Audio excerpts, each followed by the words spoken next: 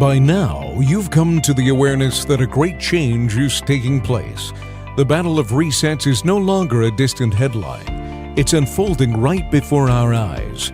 The global financial reset is underway. But which way is it going? What's really happening behind the curtain? How will you not just survive, but thrive in this transition? And most importantly, who can you trust when danger lurks in plain sight? This is not the time to sit on the sidelines. Join John Michael Chambers in partnership with Empower 2000 for a free masterclass titled Global Financial Reset: Surviving and Thriving the Transition. Tuesday, November 18th from 8 p.m. to 10 p.m. Eastern Standard Time. This one-time only event will equip you with the clarity and insight needed to navigate the coming storm.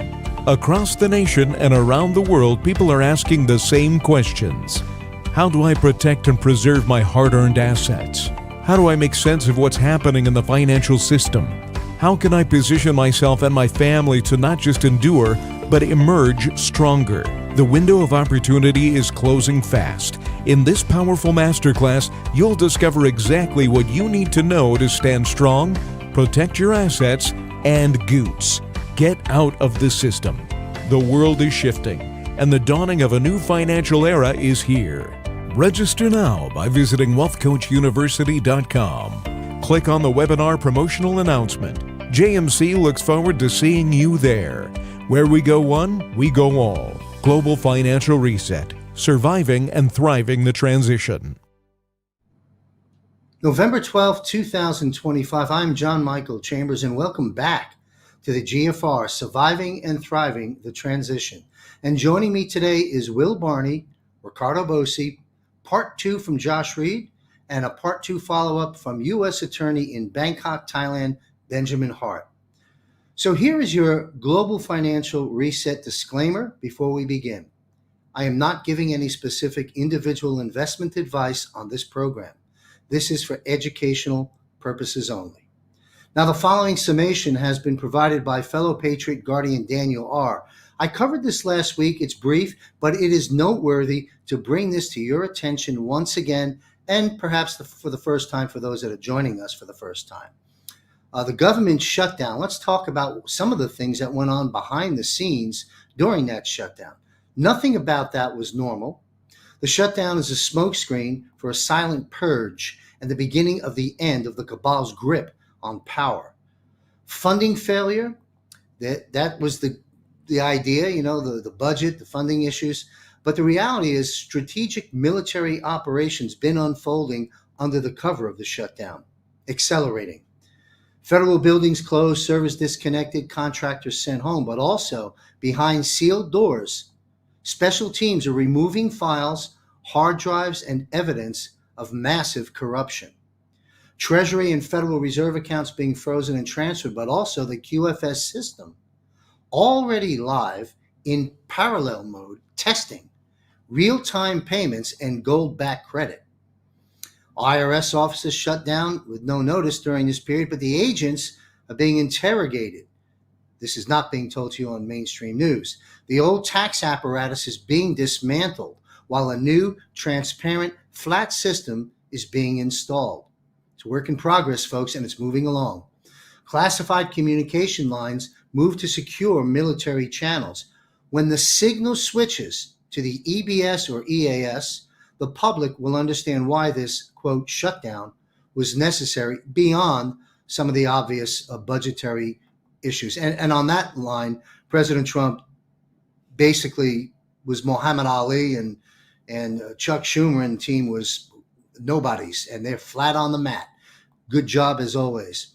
All right, so every other Monday, I host and publish Bosi Briefs with retired Lieutenant Colonel Ricardo Bosi. Incredible gentleman. He also sits on our Global Defense War monthly panel, which is coming up next week. In these episodes, I cover with with Ricardo, the news behind the news, the story behind the story of everything that kind of took place in the last week or so. And we do that again every other Monday. So what I'm going to do right now is play for you a very short clip, maybe less than 5 minutes, of an excerpt of what I just recorded and published with Ricardo as it pertains to the global financial reset. And then we're going to bring on our first guest, Will Barney. Run the clip, please. When the big shock does come, where the entire country is now focused on things, on their basic needs, survival needs, Maslow's hierarchy of needs, Maslow called basic survival needs. You don't worry about self-actualization when you can't feed the kids.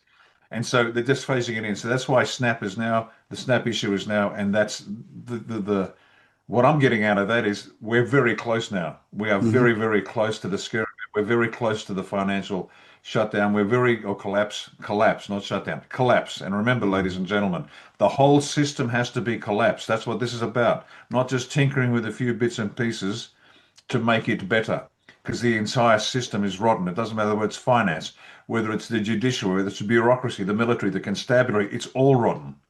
And all systems have to come down. So that's it. So we're very close. I think this is a great com in terms of the timing. We're not far off now.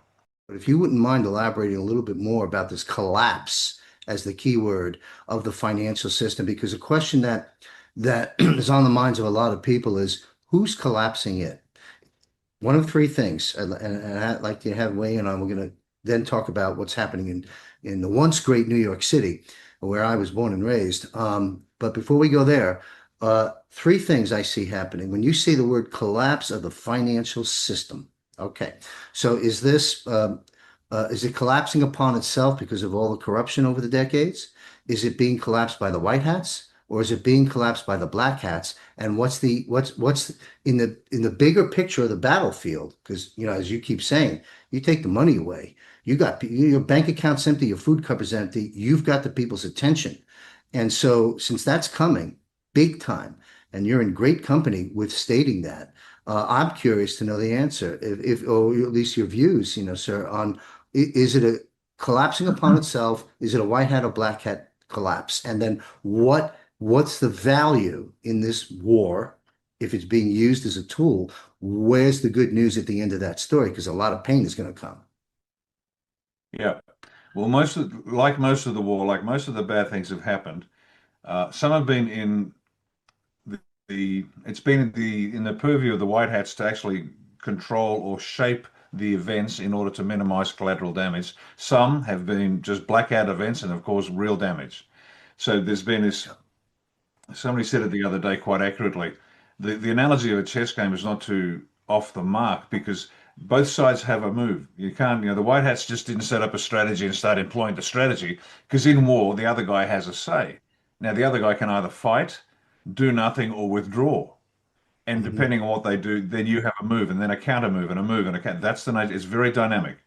And this idea of a set piece battle works over a period of a few hours in a very constrained geographic location with minimal input from external resources. But when you start to factor in time, all bets are off. There's an old saying, no plan survives the first shot, because now the other side's playing. So just get that in your head. So specifically in answer to your question, was it a black hat, white hat move? It is what the black hats intended the whole time. They intended to collapse the system, and the very short version of this is make sure that the people never had access to finances again, because finances will control everything. The digital currency was a major plank of that plan. Get everything digital, and they can turn it on and off according to a social credit system, which has been practiced and implemented in China for the longest time. It was going to be rolled out globally in the 15-minute cities. You know the story. The whole structure was going to be there. And so that's what it was. It was always a black hat move to collapse our access to capital. Yes. That's Good it. point. Yeah. Simple as that. Now, so that was the plan set up by the black hats. They wanted to do it. White hats said, no problem. Way you go, fellas. And what we're going to do now is, instead of sort of defend against the assault, we're going to get behind you and we're going to swing it around. And so it's a black hat plan. It's being shaped by the white hats, the timing of it, for example, the depth of it and the duration of it, to get people's attention. Because the tragic part is People will not pay attention. Let's face it, we're killing babies at the point of birth. We're cutting penises and breasts off our children. We're selling them. We're allowing this to happen. We have lost our right to have a say in how this planet is run. This is an in extremis situation. And again, the analogy of a siege hostage situation where the terrorists have come in and everybody's complying with the terrorists, willingly or not, they're complying. And then someone on the outside says, send the lads in. And the lads come through every possible opening, through the roof, through the floor, through the windows, through the doors. And everybody has to lie down until they go through each hostage to figure out friendly or enemy, friendly or enemy. And now the people might not like it, but tough. Look at the state of the planet. So there you go. Black Hat Plan, shaped by the White Hats in terms of timing, duration, and depth. And then the good news at the end of the system is all this time, what the White Hats have done have dismantled or built a replica system of the financials. And this has been going on for many years. The Basel III requirements for banks to meet to have real assets backing their operations, and the banks that didn't get that, they have now closed down, not publicly, even in Australia. One of our we have the big four banks, one of them no longer exists. I mean, the signs are still up and nothing's going on. The people with the accounts are still, going to the ATM and doing stuff. But what's going to happen is what has happened, the White Hats have rebuilt an entire system, brand new, that very different, transparent. You can't cheat, lie, steal. The control, even transferring money. Like you transfer money and it takes 3-4 days before you can get a hold of it. Why? Well, because that's 3-4 days that the banks have got a hold of your money instead of it being instantaneous. That's just wrong. So all those bits and pieces are now replaced. They're being tested. As our previous discussion about the smoke screen and the shutdown, all the systems being tested. And so once the White Hats have got the attention of the world population and they're saying, pay attention, the world is now changing, but the world's already in place. So the duration won't cause catastrophic collapse amongst the civilian economies, because that aids the Black Hat's objective. But it has to be long enough and deep enough to really get everyone's attention. What's the old saying? If you're drowning in a well, you don't care who owns the arm that's going to drag you out of the well. And it's that critical moment when people face real fear for the first time, real collapse, real death, that you've got their attention. And that's it. So in a nutshell, we're okay at the end of it, but we're going to go through the pain first. Well said. There's your 40,000-foot view, folks, at a very, not a micro level, but the highest level of macro to understand what is going on here. And I appreciate you sharing those views with us. I think it'll help a lot of people and prepare a lot of people. Thank you, Ricardo Bossi. Keyword here is collapse. We're going to be discussing that and a whole lot more with my guest, Will Barney. Will brings over 19 years of experience in the banking sector, where he has developed a strong specialization in structuring funding for commercial projects on a global scale. His career has been characterized by successful collaborations with banks to syndicate and finance commercial ventures, often involving substantial financial commitments that exceeded tens of millions of dollars. Will's professional journey encompasses significant roles within both commercial banks and private equity firms, where he has consistently delivered tailored solutions to meet the needs of large-scale commercial projects. Now, earlier on in his career, he was also in entertainment. Before embarking upon his career in banking, Will gained valuable experience in the entertainment industry. His work encompassed professional recording, concert production, and television production as an audio engineer, enabling him to develop a unique skill set and perspective that he later applied to his roles in business. He also has a background in construction. Will's early exposure to the building industry began during his upbringing as the son of a general contractor. Growing up on construction sites, like President Trump, he acquired firsthand knowledge of various aspects of construction, further broadening his understanding of commercial projects from the ground up. Never met Will. We just met for the first time in the digital green room just a few moments ago. And I can tell you, having been deplatformed, same as me and many other voices, this is a good guest to have on our show. Please welcome for the first time, Will Barney. Excellent. Good to be with you, John. So happy to join you tonight.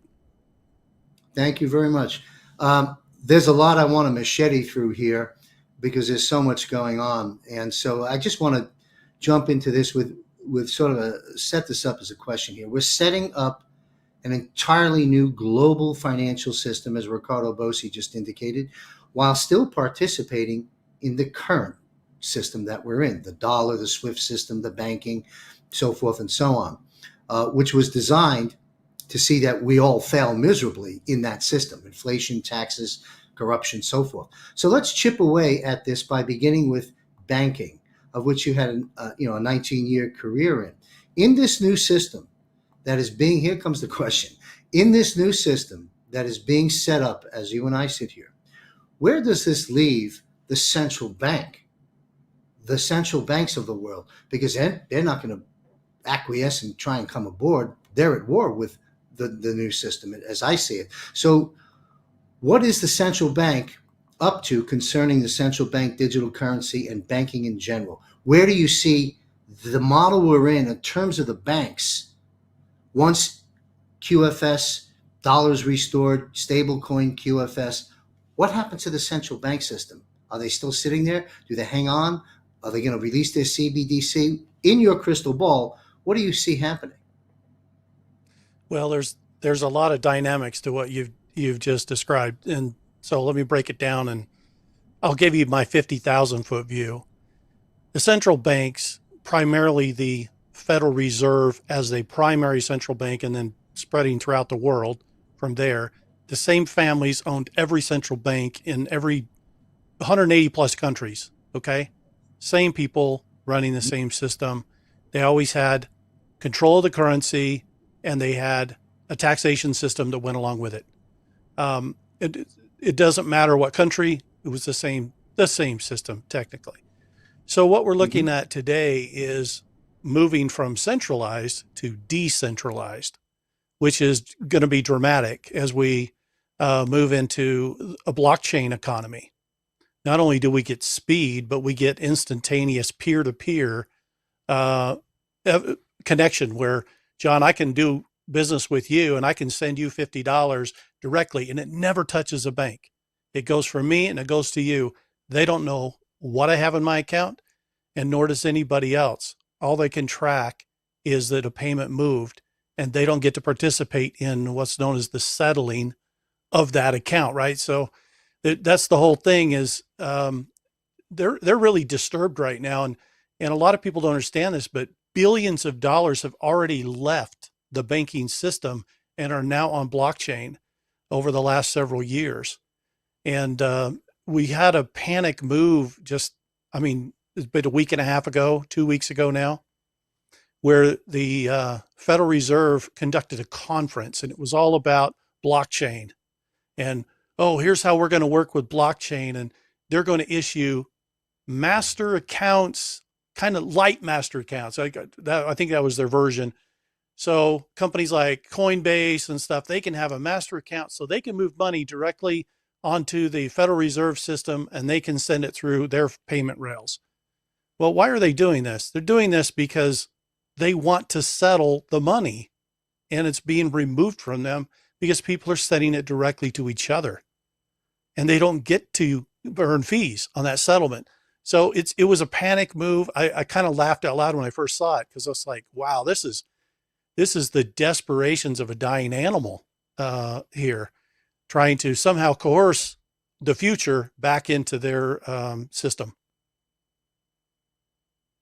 So well said. I don't think there's anyone listening that can have an argument with your analysis, a 50,000-foot view, as it were, of what's going on. So let's fast forward a bit, Will. If when we, as I understand it anyway, the dollar's obviously under attack. We're going to talk about the dollar in a minute, but the fast forward, and all transactions are set up now in a QFS. Bypassing, as you said, on that blockchain, bypassing the dirty hands, doing what they've been doing for decades. Okay, so what will those dirty hands be doing when the rest of America and the world and certain countries perhaps are in the new system? Do you see the whole world coming into the new system, or do you see certain segments of the world coming into the new system? And if certain segments, what will the central bank this dead and dying beast, what's going to be happening there? And would you recommend Well, investors to be there? Go ahead. it's actually going to be a transition period. And the reason it has to be this way is because you have a populace of people that don't even understand this.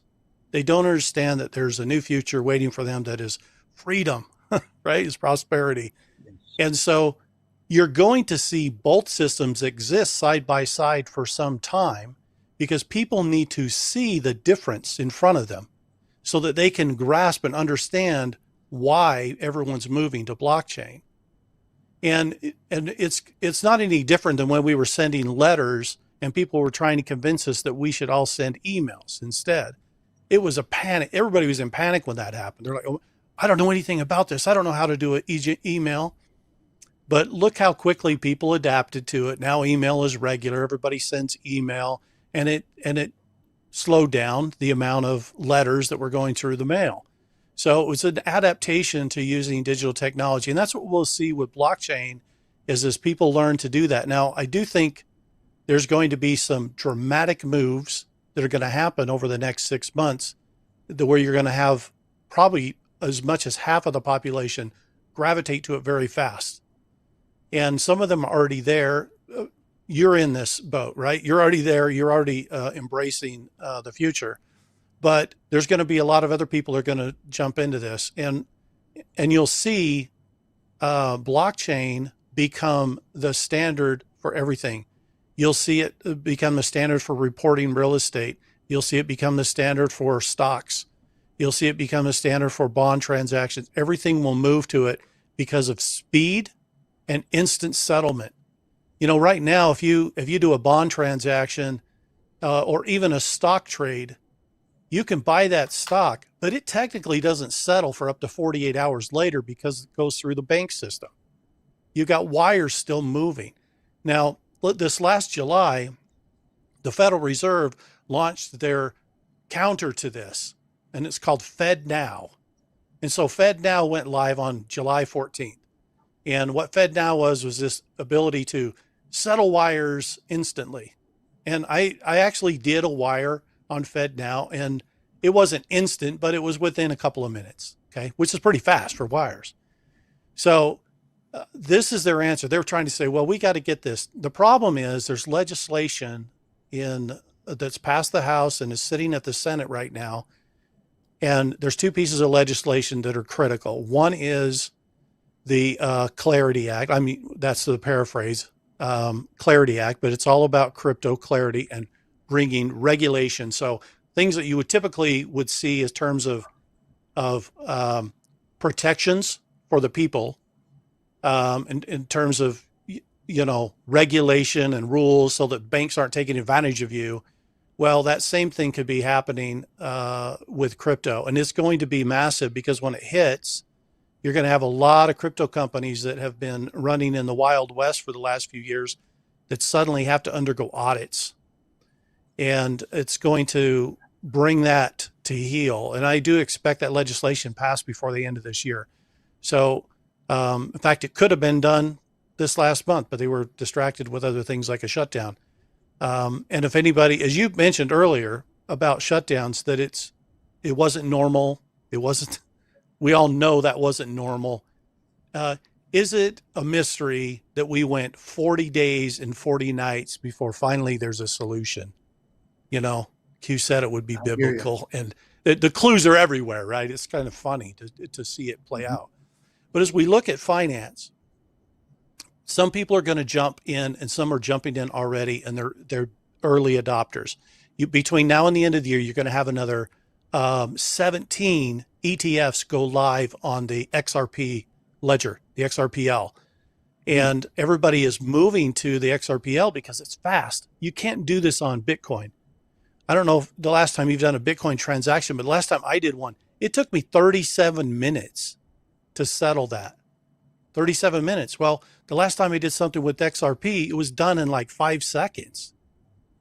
Mm-hmm. It's not even comparable. Yeah. So you can't do it with Ethereum. You can't do it with Bitcoin. You have to have the speed. When there's 100 million transactions going on at the same time, you need speed. And that's where things are going to come together in terms of blockchain. That's why people are moving to the XRP ledger. They want the speed, they want the instant settlement, and primarily they want transparency. When money moves from an individual to a recipient and it doesn't go through the bank, it's going to be recorded on that ledger. If that money was inappropriate in any way, if it was money laundering in any way, it's instantly known. There's no way to hide it. Mm-hmm. The banks have actually been complicit in the money laundering for decades. Oh, yeah. They've Absolutely. earned money by laundering, and they're not going to be able to do it anymore. And they're not happy about it, but it is what it is. Yeah, thus the global financial reset, one of the battles within the war that we're engaged in. Great analysis, Will, and I hope our audience was tuned into my question and, more importantly, the response from Will as to how this transition will take place. I think what you've described is probably highly accurate, in my opinion, as to what we may expect. You mentioned a few things I want to pedal back. I used to be a financial advisor. I had 6 independent offices in a dozen states in my last lifetime. I retired from that in 08, 09. Now I'm a recovering financial advisor, tongue in cheek. Of course, I retired in, yeah. I like you, I'm sure, had a perfectly clean ethics exit report and so forth. But it was called, back in the day at least, T, to our audience, to validate what Will said, T+3. T for trade day plus 3 days, allowing the brokerages 4 days to settle your trade. So in other words, if you put a sell order into your broker and said, hey, sell these stocks and bonds and raise some cash for me, or whatever you were doing, they say sure. And by regulation and rule, they had T+3, trade day plus 3 days. Am I right on that, Will, right? That's how it was. Absolutely. That's exactly right. You have to allow 2 days for the sending bank to play with the money and 2 days for the receiving bank to play with the money. Everybody's got to make money So on your go. money for nothing, and that violates universal exchanges and laws. I'm talking about God's law, universal law. I mean, you can't get something for nothing. That's called that's a criminal mind, and thus the criminal banking system. I have no problem saying that. So, you mentioned that we would talk about the dollar for a second, but it's interesting that the whole world uses a dollar as their reserve currency and has for a long time, at least since World War II. And the interesting thing is even though it's known as the U.S. dollar, it's actually not the U.S. dollar. It's the Federal Reserve note, right? It's the Federal Reserve dollar. Yes. Belongs to them. Yes. It's their invention, okay, if I could call it that. And they're a bit panicked right now because as people move away from that and they move to stable coins, much like say Ripple Labs USD, RLUSD, or there's a myriad of other ones. So the Trump brothers actually launched one called USD1. Yes. All of these are backed by what? Primarily, the thing backing these, because they have to be backed by real stuff, is U.S. Treasuries, which is government debt. And that's interesting because it's showing you that the stable coins are not operating with the backing of the Federal Reserve. They're operating with the backing of the country. Big difference. Yep. And a lot of people don't understand this. I remember some guys doing some trades on Wall Street, and they were doing large bond trades, say 50 millions at a time. And somebody came to him and said, you really should try to settle these trades with XRP. It'll move much faster. Like, what is XRP? Well, Bitcoin. It's a way of doing this. So they looked into it. They said, well, it does look fast. Maybe we should try it out. They closed a $50 million bond sale. The money transferred and settled in 5 seconds, and it cost them 50 cents. Yeah. And they looked at each other and said, oh crap, this is everything. Yeah, you bet.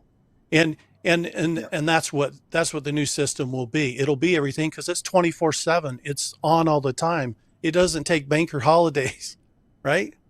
You just pull it up an app on your phone and away you go. Yeah, control mechanisms is what comes to my mind, listening to your response to the first question here. And they're losing the control, and they're going to be left, with their shorts below their knees. And I can't wait for that day to come, and it's coming, folks. We're going to talk about crypto, and I've got questions, specific 101 questions. Keep it simple, Sam. Keep it simple, sweetheart. Keep it simple, stupid questions. I'm going to bring up a little bit later the benefit of our audience concerning XRP. You seem quite knowledgeable there, and it's a very important subject for our viewers. I want to talk about the dollar. Many people whom I've interviewed, and as you do the research, the U.S. dollar is clearly under attack and has lost its purchasing power significantly, certainly since 1913. But in the last year or so, it's been getting hammered. Some feel the death of the dollar is a possibility. I don't think the dollar will die. I think it hits a bottom, and I don't think we're there yet. And then we build up from there. But describe for us what you believe is President Trump's plan to restore the confidence and strength back into the U.S. dollar en route to the stable coin in the QFS. How does that play out? Well, ultimately, the United States is not going to abandon the word dollar. The dollar is always going to represent what the U.S. uses for currency. The question is, whose dollar is it? Is it the Treasury dollar, or is it the Federal Reserve note dollar? Okay, that's going to be the question that comes up. And the difference is, for this last year, Donald Trump did very key things at the beginning of this year in January. He signed an executive order putting together a sovereign wealth fund. I don't know why this wasn't done sooner. It should have been done many decades ago, hundreds of years ago, perhaps. But he puts together a sovereign wealth fund. So what does he do? He starts taking all the assets of the country and putting them under that umbrella. What does this do? This provides an asset base that can then be monetized for the country. And this is all in preparation for the day that the Federal Reserve will go away, and with it goes their companion company called the IRS. Yes. And every central bank in every country has a companion tax agency. It's the way they set it up everywhere. In Canada, it's the CRA. Yeah. Franchise. Okay? It's So- like a franchise. Yeah, exactly. Yeah. Yeah, that's what they did. So that income tax suddenly goes away. It's not needed. So instead, what's happening, and if anybody's been watching this over the last 6 months, you've particularly seen this with the influx of tariff revenue. It's changing the dynamics of the economy. And one is that a report came out just yesterday showing the inflation rate in October was 25 bips. Okay. Now, if you analyze that over 12 months, you're talking like 4%, right? A max of 4%. They're already projecting next year, 26, inflation rate will be 2.6%. That's the projection for 26. How is Donald Trump bringing down the inflation that skyrocketed to all-time highs under the Biden administration? How is he bringing that down?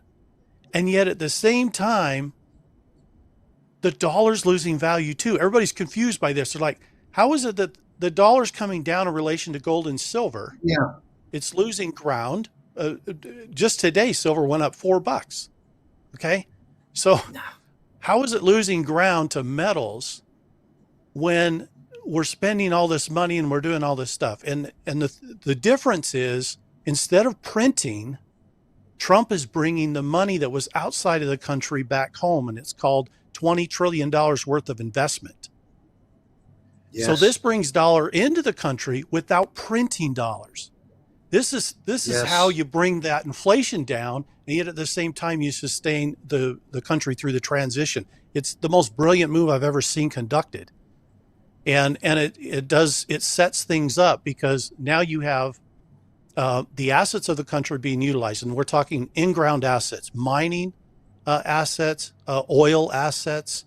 The country owns pretty much 100 miles offshore all the way around it, and you've got oil rigs out there that are pumping. Where do they pay those leases to?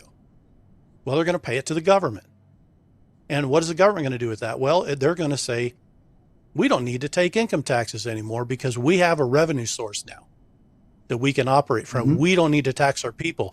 It's changing everything. And I predict within the next 12 months, radical changes in the taxation situation will come. Everybody thought the big, beautiful bill was going to be the end all be all. It's not. But it gets you halfway there to a NESARA.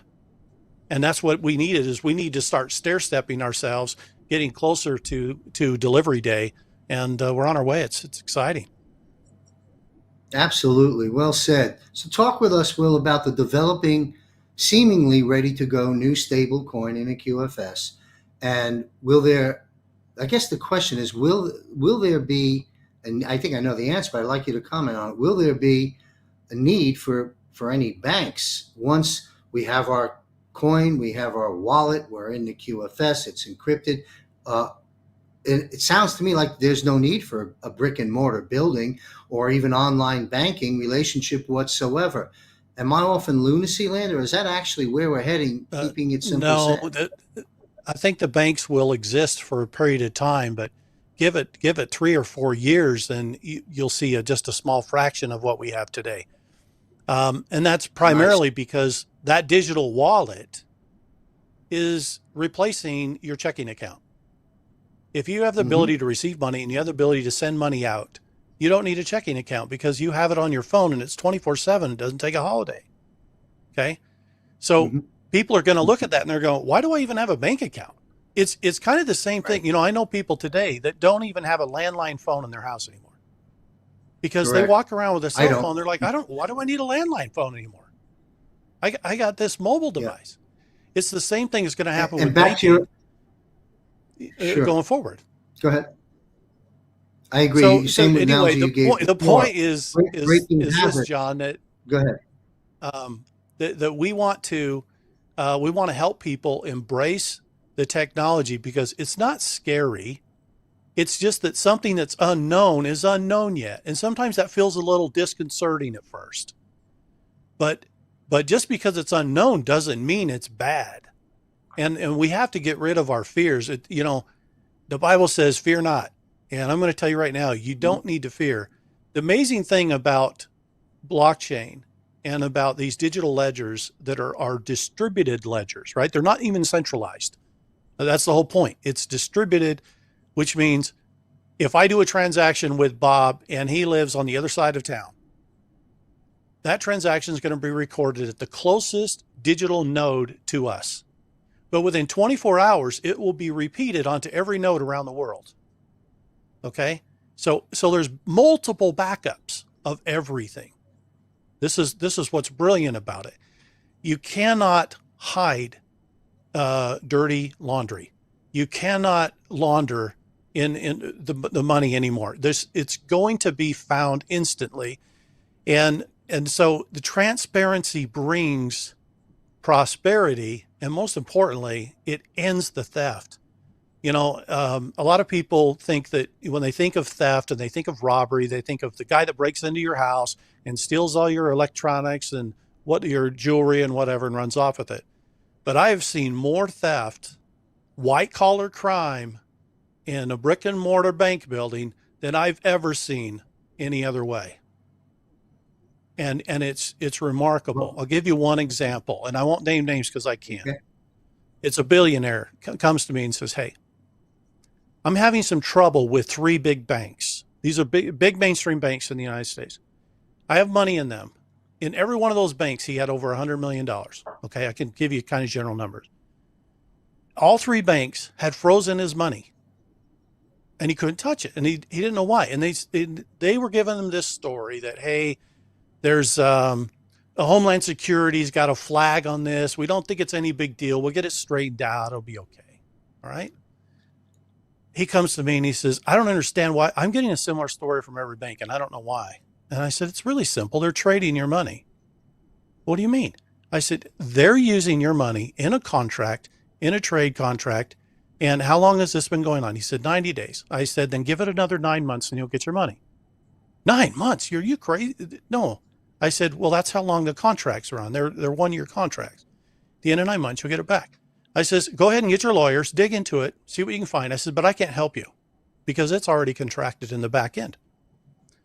So he comes back about 3 months later and he says, oh my gosh, you were right. But we are fighting this with everything. We're taking them to court and everything else. But they're telling us they're going to drag it out for another 6 months. I said, of course they'll drag it out because they can do that in the courts. They can drag it out for 6 months. And by then the contract's over and then they'll give you your money back. At the end of the year, he got all his money. And suddenly he could spend it. He could do whatever he wanted to with it. Okay. At the end of that year. Now, why is this a problem? It's a problem because every one of those banks probably earned anywhere from $1 to $2 billion on that guy's money over the course of that year. Is that fair? No. And so it's like you were saying earlier, John, this system has been rape and pillage. It's been awful. Oh, yeah. You know, as I listen to your dialogue here on the benefits of QFS, the ending the corruption and so forth, and the speed with which we can trade and take the shackles off our own life's energy, our money. But what else I see here is, and I know our audience can think through this, this is going to change the world, not just from the obvious and the mechanics and the speed and the money and the control, because of that corruption factor. They can't do it anymore. And this, among many other things that we're dealing with, the tunnels, the children, all the other corruption, the Hollywood, the fake news, this is one of the reasons President Trump, in my humble opinion, talked about the dawning of a golden age. It's going to be a renaissance period on earth to ensue later, where morals rise because they have no choice. Okay, things are going to change here, and it's very exciting. Now, also, folks, it's not all sunshine and lollipops. It's going to no pain, no gain. We got to get through some tough times yet. I want to ask you, Will, about briefly on XRP. A lot of buzz about XRP. You've been breaking it down a bit here. Would you concur that XRP may be among others where the best investment opportunities are? If people that have investable assets are listening to this broadcast, should they be looking at XRP? And if XRP is trading at what, $2 and change today, 7 cents a few years ago, where do you see XRP heading? And is this going to be among the top opportunities? That's the question. Well, XRP is an interesting animal all by itself. Okay, first of all, anybody that's using the XRP ledger is going to have the speed and everything that XRP has. But XRP is being positioned. If you've watched what they've done very quietly, for years they held it down. Remember how Ripple was under this SEC lawsuit, right? And the price was held down. It was like 20 cents, right? And it couldn't seem to break through the barrier because everybody's like, oh, well, they got regulatory problems. This is not gonna work out so good for them. So XRP's had an interesting story, but I personally think that time period wasn't about pushing XRP down and manipulating it. I think it was about protecting it, because if you look at how it's being positioned going forward, XRP has this incredible ability to provide liquidity. The one thing that's missing in our current system right now, just go talk to the banks, find out how liquid they are. They're all starving for liquidity right now. So we have this interesting situation where XRP can, let's look at a cross-border payment as an example. You're in across the other side of the world. Let's say I want to send US dollars to your country and you're going to convert it to local currency. Okay, just an example. Different currencies. So if I send it through XRP, that dollar gets converted to XRP, and then on your end, XRP converts to the local currency. Okay. That happens in seconds, and it's very, very fast. It's very efficient, and the fees are very cheap. Now let's compare that to traditional banking. If I were to go to my bank and I need to transfer, let's say $100, and I want to transfer it into another currency, let's say Vietnam Dong. I'm sending money to Vietnam, just an example. So the bank has to have not only the $100, but they also have to have another $100 of Vietnam Dong also sitting in their coffers in order to do the exchange. This is very hard on the banks. They need to have a lot of capital used up to do these currency conversions. It's the reason why they charge such high fees. Most people think they're paying 2% on currency conversion when it's really more like 8 or 9% because they're hiding the real rate. Okay. So and I know many people that that have done this back and forth between Europe and the U.S. They're like, I don't know. It seems like we're not getting back into the U.S. what we thought we had when it left Europe. And I said, you're not. They're hiding the exchange rate. And I knew one guy that was working with, I'll say it, Bank of America, and they were showing on their books that it was a 2% a transaction. But the conversion rate was different on the U.S. side, and it was a 8 or 9% transaction. And they've been doing this to this company over and over and over, millions of dollars. Okay. So I use this as an example. If XRP can provide that liquidity without banks or individuals having to have the capital to do that conversion, look what happens. That changes everything. Now, if you take all the money in the world, however much that is, let's say $1 trillion, more than that, we're looking at quadrillions, right? If you look at every day you've got anywhere from 40 to 400 trillion, depending on what's happening on any given day that's moving every day. Okay. It's to somewhere. So that's a lot of money moving. So you take all that money, and if you look at the amount of XRP that's been made, that has been minted to this point, and there's only so much of it, by the way, and some of that's been used up through fee structures. They're using their own XRP as gas, and it's evaporating, right? So what's happening is, if you look at those numbers, if XRP becomes the liquidity to make the whole world operate, its value is completely tied to that utility of liquidity. And if you look at those numbers, the value of it is way higher than $2, way more, because it has to be that high. Why does it have to be that high? Because it needs to be really valuable in order to meet the liquidity need. And that's exactly where it's been positioned. So it'll lap Bitcoin. Everybody's like, oh, Bitcoin's 100,000. Well, what happens when XRP just right past it? Now, here's the other thing. It's not going to be feasible for something to be the liquidity to help everybody and yet be held by everybody, because how do you pull it together to provide that liquidity? It can be very difficult. So I personally think a day may come when we may have to sell that XRP back, okay, so that it can fulfill its function, its role. But when that day comes, you're going to do very well.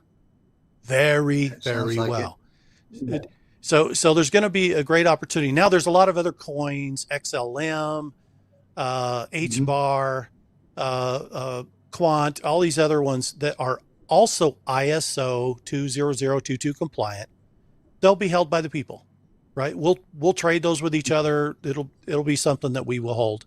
But I think XRP is going to have to take from a public to a private position in order to fulfill that need. Now, when I say private, I don't really mean like, one corporation owns all this. I think the Treasury is going to have it. And instead of fees being charged, you might have a no fee system, which radically changes everything. The moment you get rid of the fees, you get rid of those fees, and then suddenly you don't have, it's not burning up anything anymore. You're not burning up any crypto on gas fees. So I'm not saying that's going to be the situation with all coins, but I think there's a possibility with XRP to do that.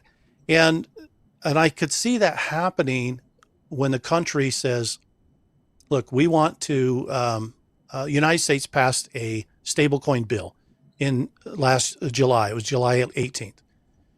So the Genius Act passed. What does that mean? It means that all the banking protections and regulations that we all enjoy at our normal bank is now provided in the stablecoin world. That means that even if we don't get the Clarity Act passed, we still have the rails of stablecoin to replace Federal Reserve dollars. And it's fully functional now. Okay.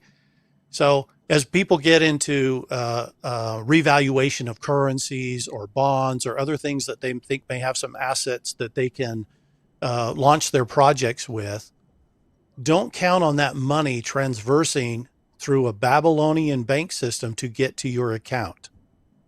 They already know it'll never get to you if that happens. So it's going to be delivered through blockchain. So you'll have to set up a digital account where you will receive those funds, and it will be a stable coin that's backed by stuff, real stuff, gold, silver, oil, minerals in the ground.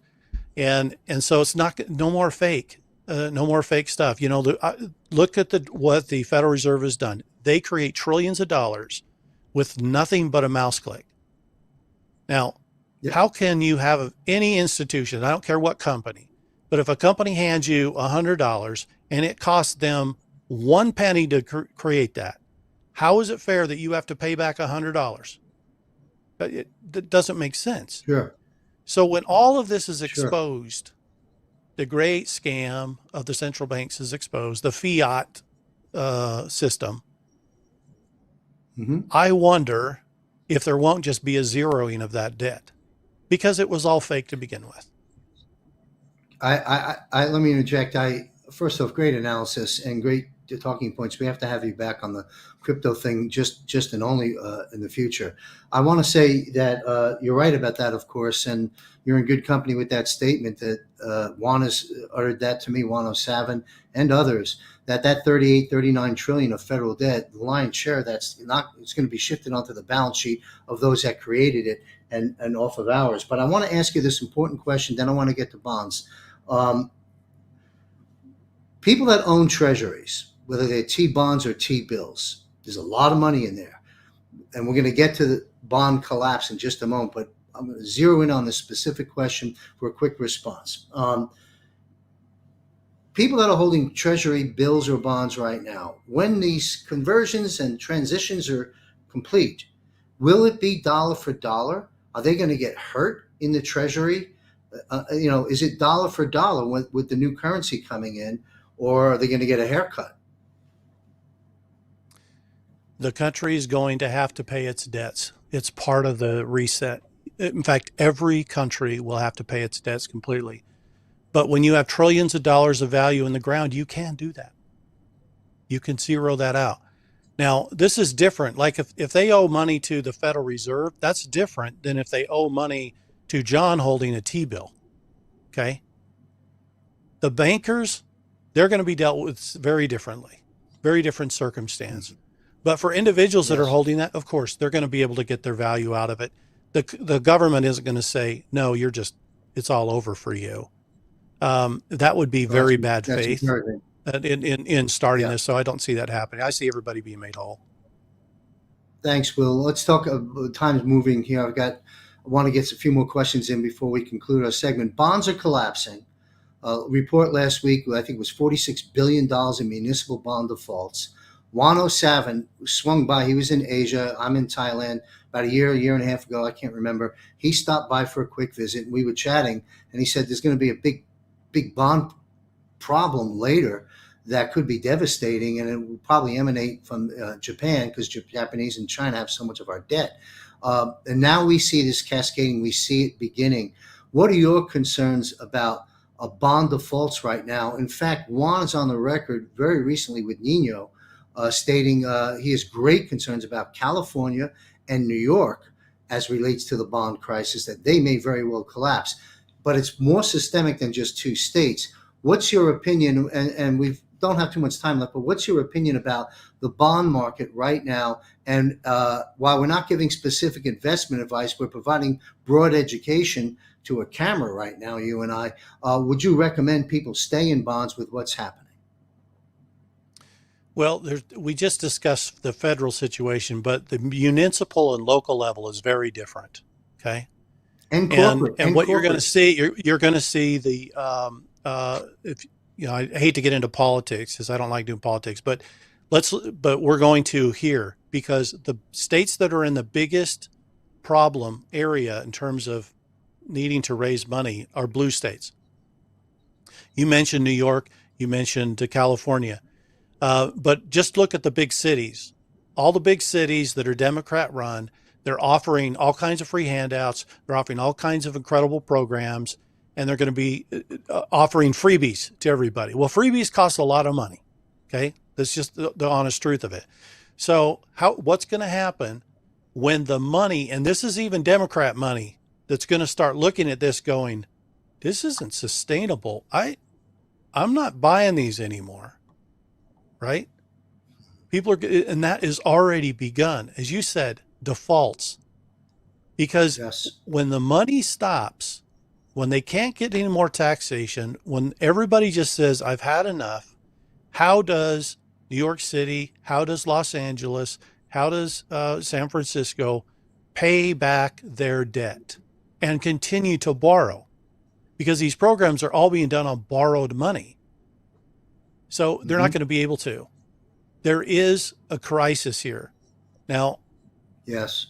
I think that we have to, in some ways, let the beast die. And what I mean by that is let the corporation die, and let's Yes. raise up a government non-corporate in its place. Yep. And I think this is going to be part of the bumps we have to exhibit as we go through this. I don't think Juan's that far off the mark.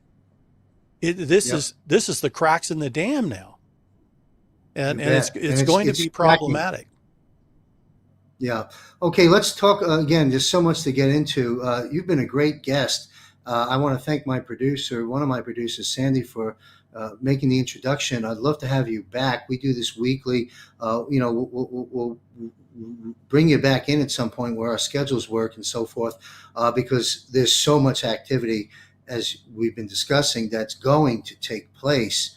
No pain, no gain before the big gains. Right. Great opportunities along the way, and I'd love for you to continue to weigh in. I want to ask you about reparations. Not only is the corruption going to be ceased as we move into the future and the future arrives, but we've had a lot of money stolen from us. The entire system, including the printing of the currency itself, has all been fraudulent, unconstitutional, so forth and so on.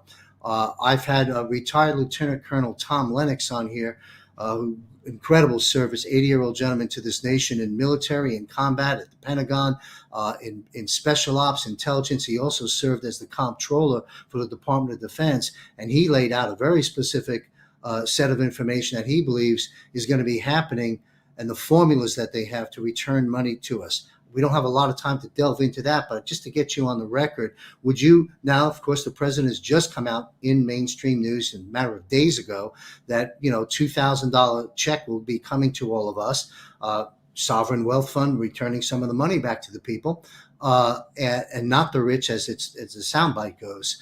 But be that as it may, do you see this, here's the question, as the tip of the iceberg for what may be coming back to us? There's the $160 trillion in the Saint Germain Trust. There's the Lee Wanta money. There's quadrillions of money. All the gold's been taken back from the tunnels in London, tunnels in the Vatican. About the backwardation issue recently, the lack of liquidity in the banks. We got them. They're caught. Q always said, what? Gold will bring down the Fed. It'll expose the Fed. It's all happening. So the question is, do you talk about reparations? Do you see more coming to the American people over time in some formula of sorts that's fair, balanced, equitable, and proper from every which way to Sunday, more money than $2,000 coming to the legal, tax-paying Social Security holders of America down the line? I do. The problem is it gets to the criminality element of this. So if income tax was criminal from the get-go, and it was, I'm not saying corporations, I'm talking about individuals, okay? Technically, corporations are fictitious entities. Technically, you can tax them. Okay, that's different. But I'm saying individuals, if you look at the amount of money that was gathered by the IRS, sent to the Federal Reserve, exited our country, you're talking like over $1 trillion vacuum sucking out the money from the country every single year. Okay, where did it go? It didn't hit a government account. Didn't touch it. It went and it was being distributed. A third went to the crown. Okay. A third went to the Vatican, and the other third was divided up among the bankers, their spoils of war. It is sick to understand what's happened. Now, that's not occurring anymore, so I don't want anybody panicking or anything. However, if you look at what they've done and the criminality element of it, it means whatever they've amassed can be confiscated because of their crimes. If you look at how much was sitting in just Rothschild accounts, for instance, there's enough sitting there to clear the debts of every nation on the planet. Every nation, Yeah. debt free. Okay. Incredible. There is more than enough. There's always been more than enough in this world. Now, in terms of reparations, this has to be made right. I think this is going to be coming back to people. I think they're going to get interest back, probably not principal, but they'll probably get interest that they paid on their house back for the mortgage fraud. And that's a whole nother discussion. And then there's probably going to be the income tax coming back. But I think they're going to break that into what makes sense in a way that is not going to break the country. You know, if everybody wins the lottery, they're going to quit their jobs and the whole country falls apart, right? So I think what's going to happen is they're probably going to have a payment schedule. They're going to say you're going to continue to get these payments over X amount of time as long as you stay employed, you keep helping the country move forward, you know, then you're going to meet those qualifications. So yes, I do see reparations coming. I do think it'll happen in a systematic manner, but we do need people to, you know, keep doing what they do. However, everybody knows this. People are going to choose to do the thing that they love instead of the thing that they hate when they have the choices. So don't be surprised if people change jobs or whatever in the process of that. Thank you very much. I'm getting a text from our producer. We may have Juan O'Savin available right now. To my producer, is Juan in the digital green room? He is not just yet. Sorry, I was going to try and give you some airtime with Juan and have you guys chat about the bond collapse.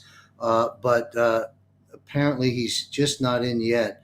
But so we may have to conclude you know, our there's second kind of break. a setup to this. When you look at what happened with the corporatization of America, you go back 100 years ago, and a lot of cities weren't incorporated. Okay, the incorporation came from about the 1920s all the way up to by 1970, 1975, they had corporatized everything. Okay, even the post office, everything got corporatized. So, and that was an extension of the original corporation, which was 1871. Okay, let's get the federal government first. That's right. And in the 60s, this really came up because there was a couple of governors that made us think about this. They said, look, we're paying our bills of our state using Federal Reserve notes. However, the Constitution of our state says we can only use real money, meaning something backed by gold and silver. We're not certain that the Federal Reserve note is fully backed by gold and silver. Therefore, Not at all. we may be committing treason against our own state. We could be hung from the nearest tree. Oh, don't worry about it, Governor. We got a solution for you. Let's incorporate your state. And most of the states got incorporated out of Puerto Rico, which is interesting. It's not, you know, a territory. And then if you go back and look at all the different state constitutions, a bunch of them were amended in the 70s, early 70s. Interesting. To kind of Very take some of this in. So because money was moving back and forth between states and federal, they wanted everybody on the same IOU system. So that leads to the corporation of the towns and cities. It leads to the municipal bonds being issued. It leads to this enormous debt load that's been put out there. And what's going to happen? And so that's why we're facing a problem. Is it was one step upon another. They did it over the course of years, and it's going to be a little rough when you pull the whole thing down. I mean, it's just not going to be smooth. But the only way to have a future is to get rid of corporations and let there be actual sovereign governments again, and that in states as well as locally. You know, you've provided a wealth of information, a wealth of facts, some great commentary and analysis, and some good stories through history. When we have you back on, perhaps we'll just take one or two topics and really have you delve into it, because what we can extrapolate from you is extremely valuable to people. And I think you deliver some very high level information in a very in a manner that the simple folks like myself and others can understand, and that's very important. We've got about 3 minutes to left of our segment. I want to wrap up with one last question. Where do you see gold and silver heading? I mean, you just mentioned one up $4 silver. Gold and silver have been on a trajectory like this for 20 years, and certainly through the roof this year, 50, 60% gains, even with the recent pullback that we seem to be coming out of. Where do you see gold and silver, let's say 1 and 3 years from now? And that'll be the closing question. It's going up, but the trajectory is going to look a little different for each metal. Gold is over 4,000 now. Gold and silver have both gained 100% in 1 year. They have both gained 100% in just 12 months, okay, in the United States. This is a pretty big deal, but it's not the end. Right now, the ratio between gold and silver is about 80-1. Historically, go back thousands of years, you've been in that 10-1 to 20-1. It was low as 7-1 at some point range. And typically what would happen is a day's labor for a man was 1 ounce of silver. Now, if you look at the cost of silver today, it's 53 and change, or maybe $54. I haven't looked at it right before the show, but it's in that range. So you have silver at that rate. That means it takes multiple ounces of silver to equal a day's wage today. That's off. That's not in the proper ratios. So you're going to see silver have to escalate to get back in line with traditional ratios to gold and traditional ratio to value. A person's labor is their property. And when somebody exchanges metal for somebody else's property, it's known as an exchange, a property exchange. Okay. And so we've got a lot to do, I think, as a society, and not just here in America, it's all around the world, the same situation, to bring those numbers back in realignment. The bankers manipulated and controlled the numbers. If you pull those controls off and you look at the scarcity of silver right now, because there isn't much out there, and Juan will tell you this, the inventories are very low right now. If you let that float on the open market, the numbers would jump dramatically, probably be $400 plus right now. So we've got a ways to go to get back into alignment. The other problem is on the COMEX, you had what's known as paper metals being issued, right? Somebody would buy, 10 ounces of silver and they would get 10 certificates. Okay. But what they didn't tell you is there's 300 more certificates issued on the same piece of silver. And when everybody starts demanding that silver in their physical possession, what happens? You're going to have a call and there's going to be a meltdown. And all that does is create panic, which then shoots the price even higher. So because silver's held down so hard, so low, it has the propensity to slingshot and perhaps even overshoot a normalization rate. Could we be surprised if it almost went parity with gold for a time before coming back to normal range? I don't know, but I think it's a possibility just because it's been held back so hard. I hope that helps. Thank you. Thank you, Will. Right here on air, of course, you'll follow up with my producer, Sandy. I'd love to have you back next week. I have a guest. He comes on every other week, Bill Armour, an expert in gold and silver. And I'd love to have a roundtable discussion with both you and Bill to extrapolate as much information about this that we can. So we'll call it the Bill and Will Hour, but I'm not sure if you can make it next week. It'd be great to have you back. I am free on Wednesday. I could do Wednesday, yeah. Okay, take a note, Sandy. Thank you, Will Barney. Very, very, I don't want to use the word impressive because no one's here to impress anyone. We're looking for truth. We're looking for information in a gargantuan change in the world in many places, but pertaining to the financials. And you've done an excellent job in communicating many complex issues to us. And I appreciate that. What's the best way for people to follow you and your work beyond your appearances on this show? You can go to EnochGS.com That is the website. It's just a splash page right now, but believe me, the website's in development. But you can also go to ENOCHGS, Enoch GS on Rumble, where you'll see our Rumble channel, and we're also Enoch Global Services on YouTube. So you can search those, and you'll find us there. Great work. Thank you very much. You've been a phenomenally valuable guest, and I appreciate all your input. So thank you very much. We'll see you next week. Thanks for being here, Will Barney. Appreciate it.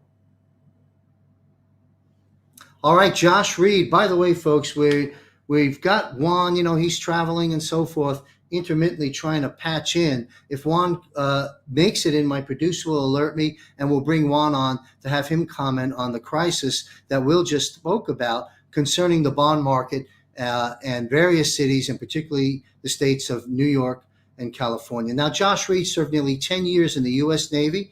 Today, he's a deep dive researcher. Those that don't know Josh would want to follow him on Rumble. He's a popular podcaster in the MAGA Patriot movement.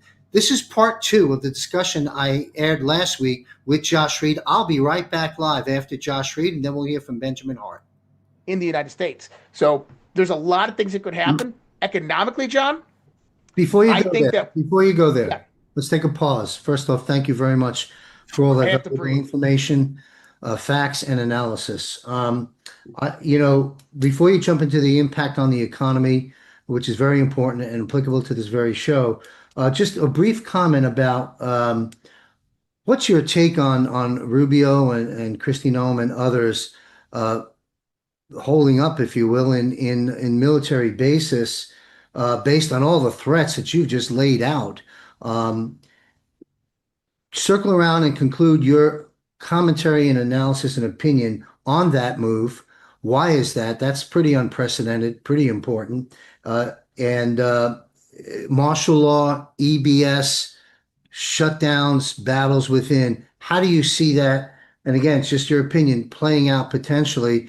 And in my opinion, that time frame is, and we're never good with dates and all that. So I'll do my best to veer off from that. But I will say these things are occurring anytime after November 5th till Christmas, in my humble opinion. I agree. Okay, go ahead, Josh. And then So number one, the Democrat shutdown of the government. This is done for 2 primary reasons. Number one, SNAP recipients. So SNAP recipients are people that are on welfare and these types of services. Now, a report actually came out after the government shutdown, because the data was finally released, that 59% of all SNAP recipients are illegal immigrants. 59%. So with 59% being illegal immigrants, that's kind of interesting, because these people are now without food and water or food and sustenance as of November 1st. They're pissed off. They're hungry. They want their money. Okay. So that's first. Number 2 is government employees, military, federal law enforcement are no longer being paid. Well, when the people begin to protest and riot, who's responding to that? Federal law enforcement and military. Both of the people are not getting paid. So this is the fuel that ignites the fire that the Democrats are trying to bring about. And so when we start to see that, we know that this is going to lead to some type of, you could have lone type of false flags, lone man type of false flags. You could have all different types of grassroots terrorism rise up from this. So moving the cabinet members to the military bases, I think, is the first step prior to the Insurrection Act actually being declared. And I actually said this a few weeks ago, that the first thing that you're going to see is you're going to see extra protection details and probably the move of cabinet members to military bases as a prerequisite prior to Insurrection Act being declared. Now, with the Insurrection Act, what's interesting about that is Trump will be able to declare a national emergency from this. Mm-hmm. With that, he can actually initiate what's known as the Defense Production Act. If everybody remembers back at COVID 2020, the Defense Production Act, it frees up immediately $250 billion. You don't need Congress's approval or anything like that. It's just through the swipe of the pen. $250 billion comes at Donald Trump's approval through the Treasury directly to him. Well, guess what? He can fund SNAP. He can fund the National Guard or the federal law enforcement and the military directly with that money almost immediately upon declaration of a national emergency, which could be declared because of this. I think that this is what they're going to wait for, because this is going to curtail the majority of the violence and the majority of the people in the streets who are there because of SNAP benefits almost immediately. And as well as you're not gonna have much dissent from the military when they're getting their back pay and they're getting their paychecks and the federal law enforcement. So I think that is one tactic that's going to happen. Now, the emergency broadcast systems, EBS, if this did happen, it's more going to be for the implementation around major cities. I don't think when the Insurrection Act is actually employed that it's going to be kind of a sweeping martial law throughout the country. The majority of America is not even going to be affected. It's going to be primarily sanctuary cities and wherever riots are going on. Think George Floyd riots. And imagine just that the Insurrection Act is utilized with Marine Corps Quick Reactionary Forces, National Guard Quick Reactionary Forces deploying into these areas, and then taking out various sleeper cell units as well as agitators, paid agitators, and Antifa and violent groups. Now, what does that mean is if you live in the vicinity of these cities, EBS will be utilized as proximity alerts as well as curfew alerts within restricted zones.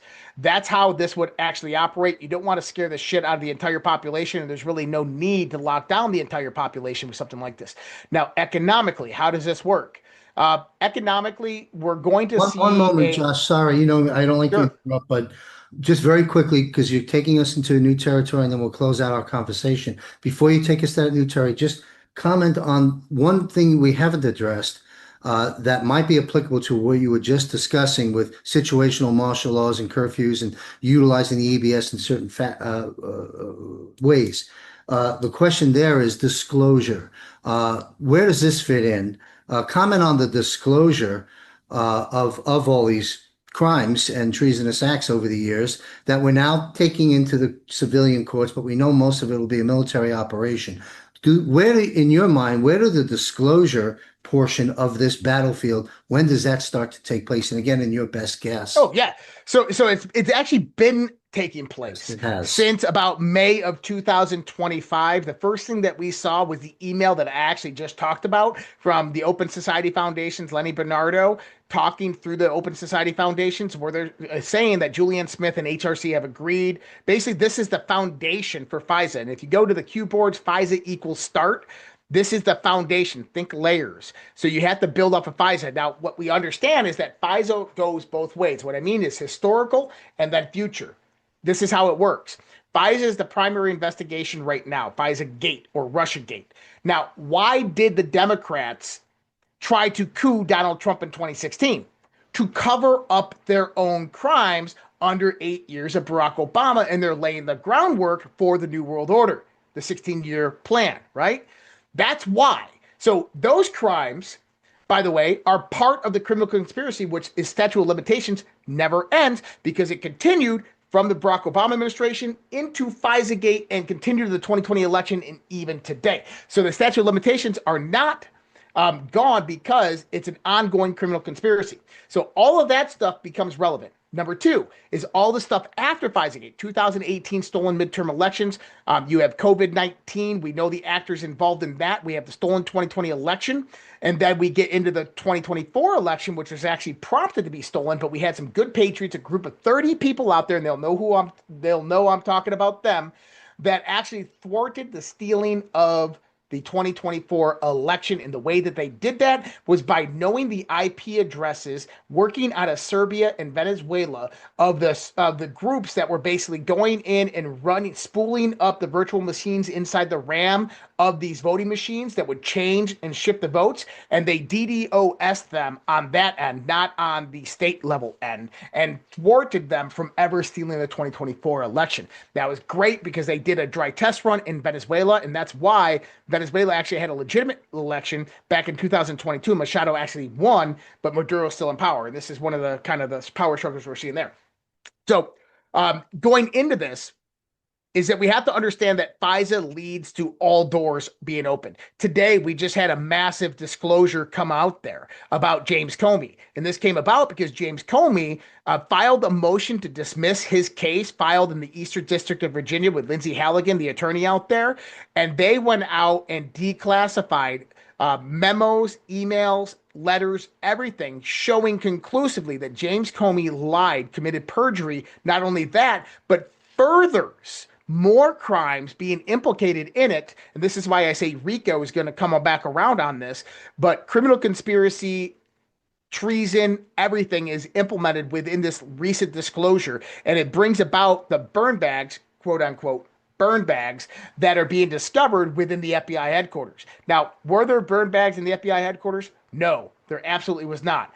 What you are finding, the Joe Biden administration coup, Donald Trump, they came in and they destroyed all evidence of the Epstein files all the way around into FISA-gate, into Benghazi. They destroyed everything they could get their hands on. Well, guess what? In 2018, the United States military under Donald Trump, through the guy who is running the Special Access Program Department at the Pentagon by the name of Lieutenant General Dan Kane at that point in time.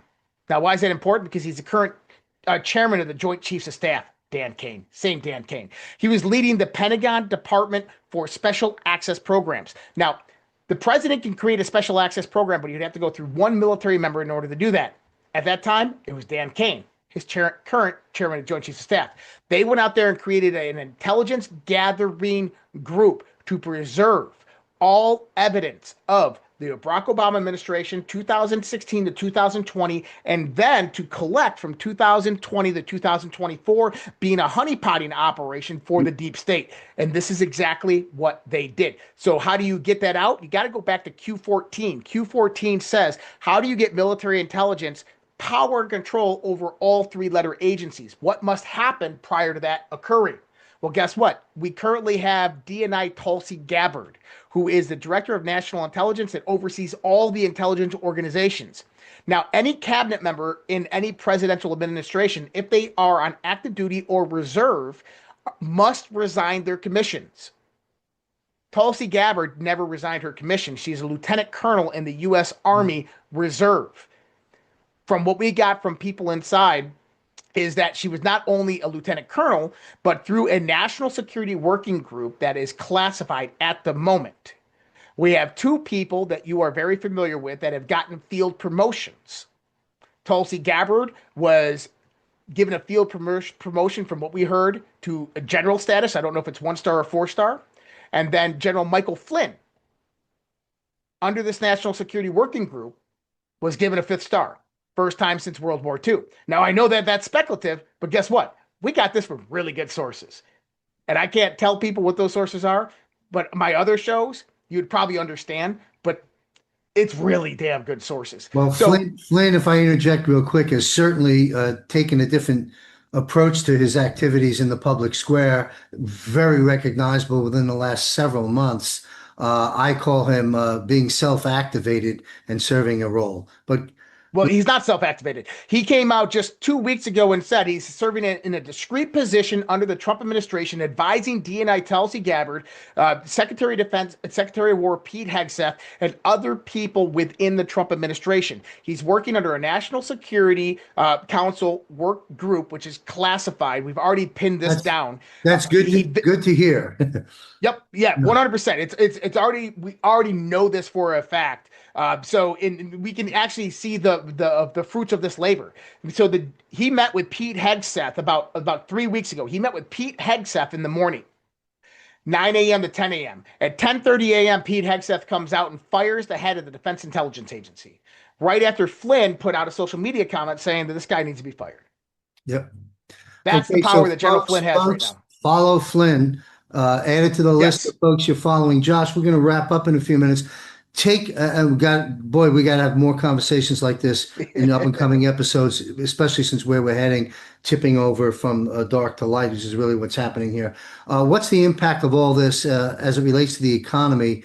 Since so much of what you said is really front and center right now, what do you see happening, the good, the bad, and the ugly in the next Okay. 3 or 4 minutes? Very easy, and I can do this in less than a minute. Okay. Buy the dip. Buy the dip. If you're invested in cryptocurrency, buy the dip. If you're invested in gold and silver, buy the dip. If you're invested in tech stocks, what I mean by tech stocks, AI, Tesla, Microsoft, Intel, Nvidia, buy the dip. That's what I have for you. Because you Okay. want to know what? You're going to see a market correction. You're going to see things begin to turn to the downside, specifically cryptocurrencies. Gold will probably go up a little bit, but I think there's going to be a market correction in that as well. But for stocks and bonds, specifically tech stocks, you're going to see a correction, probably 8 to 10% on the downside. What I would say is just have some cash for a rainy day and buy that dip. Don't worry. In 5 years, your investments are going to turn out spectacular. Just don't sell. All right. Well, there you have it. Josh Reed. Josh, tell everyone that isn't currently following you how they can on your own platforms. Redpills.tv, REDPILLS.tv. One of the best places is on X. X is at Real Joshua Reed. The last name is spelled REID. And then Substack, redpillproject.substack.com. Perfect. Well, thank you, Josh. Josh contributes to the GFR pretty much typically every other week. So continue to follow Josh here as well. And valuable information. I'm glad you spent the time going there because we really are, we're at the cusp right now. And according to Juan O'Savin, to the best of my knowledge, and I'll be on with Juan in a few weeks on Eyes on Gitmo broadcast, along with Brigadier General Blaine Holt and Matt Meck, and perhaps another guest as well. But to the best of my knowledge, Juan has not retracted the statement that our NDE as a nation, our near-death experience, he says that is yet to come. And to the best of my knowledge, he has not retracted that statement. I think in some of the dialogue that you spent in the last 30 minutes on in there, we may, besides the level of all those disruptions, we may very well see a near-death experience as concerned by Sheriff Richard Mack, concerns with Paul Vallely, General Paul Vallely. Many are also concerned about infrastructure hits and other things that can really temporarily cripple the nation. So those of faith, pray. Everyone, plan and prepare. Keep your eyes on the mountain. Victory is going to be ours. And but we've got a rough closing of the year ahead of us, and the dawning of the golden age coming, certainly come June or July of next year. Thanks a lot, Josh Reed. All right. Well, there you have it. Josh Reed, thank you again. Last week, we ran part one of Benjamin Hart, attorney, American attorney, naturalized Thai citizen. In part, what he covered last week was the 86 million Vietnamese bank accounts that were just abruptly shut down due to their lack of willingness to participate in biometrics and other factors. And he covered a lot of other things. You might want to go listen to last week's episode if you missed it. But we're going to do part two right now. Benjamin immigrated to Thailand in 2008 and has lived and worked here in Thailand. I'm in Thailand ever since. He founded the law firm of Integrity Legal. He hails from Kansas, where he worked in the casino industry while attending law school before moving abroad and making his way into Southeast Asia. Very important segment. Here's part two with Benjamin Hart, and I'll be right back to wrap up our show after that. Thank you very much.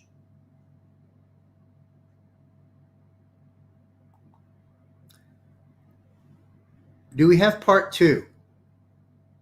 To my producer. We're having some technical issues. Hold on one second. Let's check in.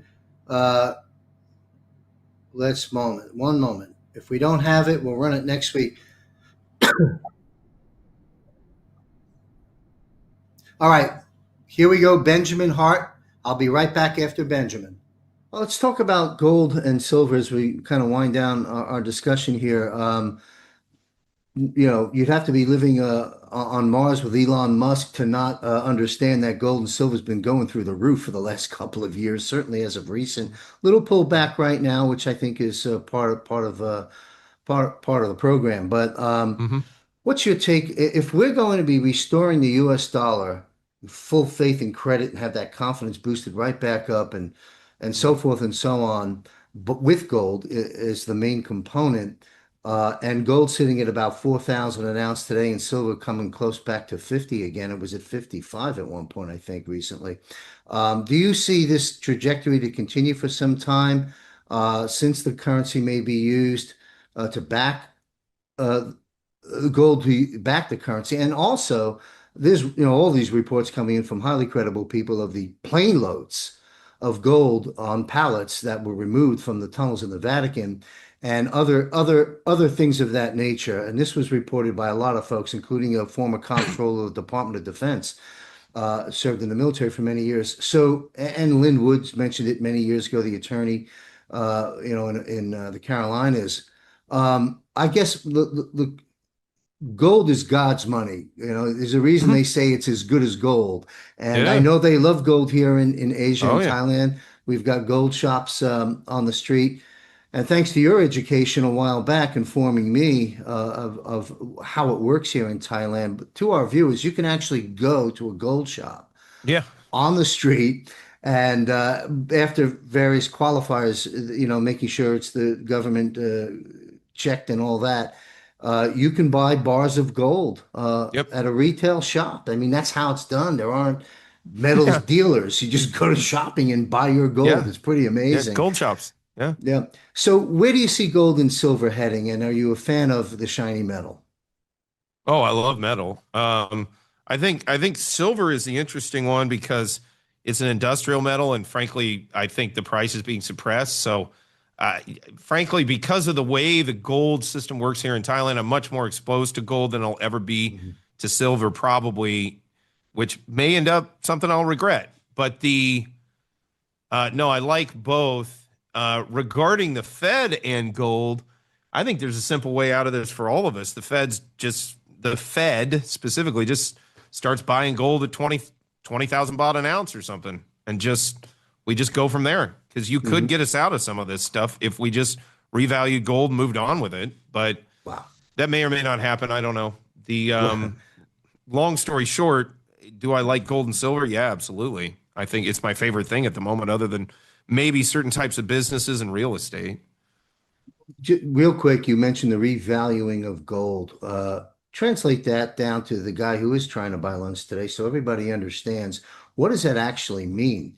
I mean, I understand Well, the the Fed- price. Yes, go ahead, sir. Go ahead. Yeah, the Fed could just come out tomorrow and be like, "Hey, we're buying gold at $20,000 an ounce," and then I'm standing on some shoulders of giants here. Jim Rickards talks about this at length, but yeah, basically from the point at which you revalue gold, the inflation, there'll be all sorts of inflation, but it won't happen. It'll happen sort of organically, and it causes actual stimulation in the economy.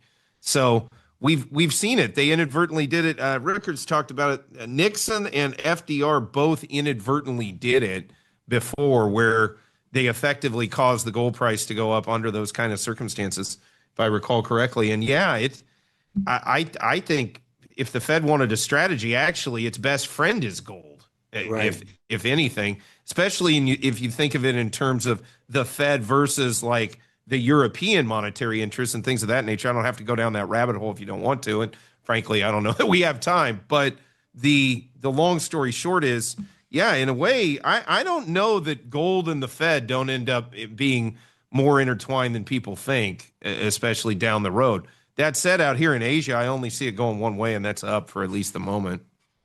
Excellent. Yeah. Well, I think as President Trump is restructuring the Federal Reserve and the IRS, I think you may be right in there because the Fed has had all these years to do the right thing in terms of the price point with gold and hasn't. And Ron Paul has been screaming that for decades until he sailed off into the sunset. But, Yeah.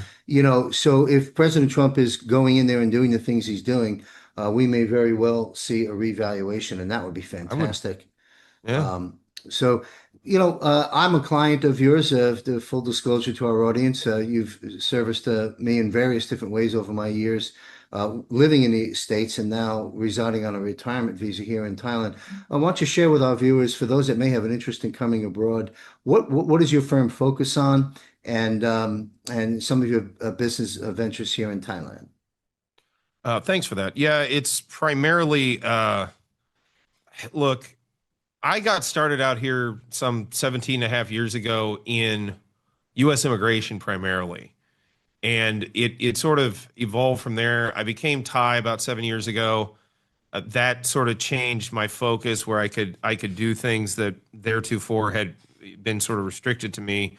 That said, I think what you would call myself as an attorney at this point, I'm kind of like almost an expat attorney. My real field of specialty, if you will, is assisting folks in expatriation. And I don't mean that in the sense of, I'm changing my nationality. No, just No, of moving course. abroad. Just Right. You could say immigrate. That's another word for it, with an E, immigrating. And I'm talking to a lot of people now. There was a time, candidly, in terms of the practice, there was a time when, and I knew after about 8 years I was here, I said, you know, there's going to come a point where there's going to be a tipping point where I'm no longer going to be doing mostly visas back to the United States.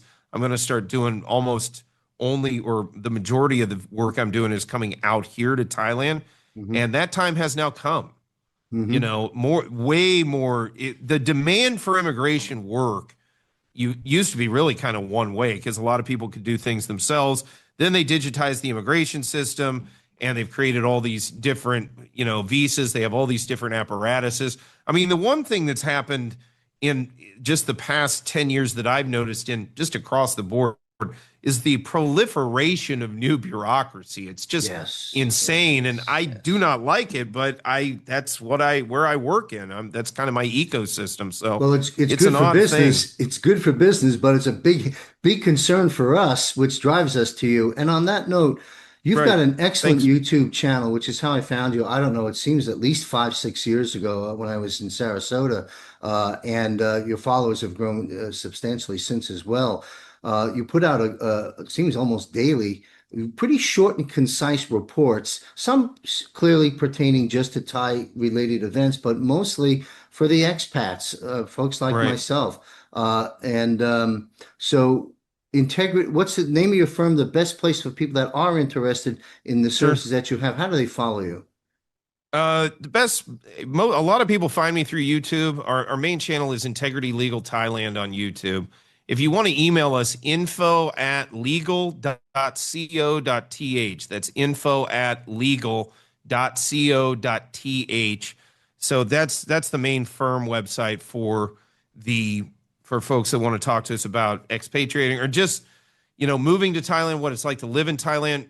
We are very much a general practice firm in many ways, but again, it's all with an expat angle on it because, you know, Thais don't necessarily need to hire a firm like ours. We mostly deal with foreigners who are interacting with the Thai system. Yes. And also, we do have Thai clients insofar as, again, I do a lot of U.S. immigration work as well and sending folks back to the United States. So we're kind of an odd firm, but yeah, I would say we specialize in sort of expatriate law. You can also find our website, www.integrity-legal.com, or again, legal.co.th. That's the main places we're at. And I also, my wife and I actually set up a restaurant downtown Bangkok for Americans. If you're listening, American expats of Bangkok, Pancake Palace. So if you want to come down to that, you might see me down there as well. Yeah, that's nice to have here. Trust me, folks. I live in Thailand, and I've been coming back and forth for 12 years, but I have a retirement visa here for over 2 years now. And while I do love the Thai food very, very much, you know, I am an American. I've got my diet habits. I have my favorite tastes and so forth. And it's nice to have restaurants like that. We've got one here in Chiang Mai, similar called Route 44, Route 66, of course, Route 66. Oh yeah, And I know that one. Sure. yeah. So, well, that's great. You opened up a restaurant for everybody there in Bangkok, and I do want to thank you for your services. You've worked with me, as you stated, not just in visas, but in a variety of issues for expats that are integrating their lives here. It's been a great service for me. And I also, just to come full circle as we wrap up, these 86 million accounts with biometrics in Vietnam, and then the Yeah. situation that was somewhat similar digitally here in Thailand. Um, would you consider this a warning to look, there's contracts in banks like Bank of America, the big five, basically going to convert the currencies of the American the American folks that have bank accounts. They're going to be a trigger date where the central bank, they're going to convert their deposits into central bank digital currency, and then speculations of deploying China style credit scoring system. Very, very dangerous. And with banks here unplugging 86 million accounts for a variety of reasons, do you have any warnings or concerns for the depositors in America? Well, I mean, what was it JP Morgan said?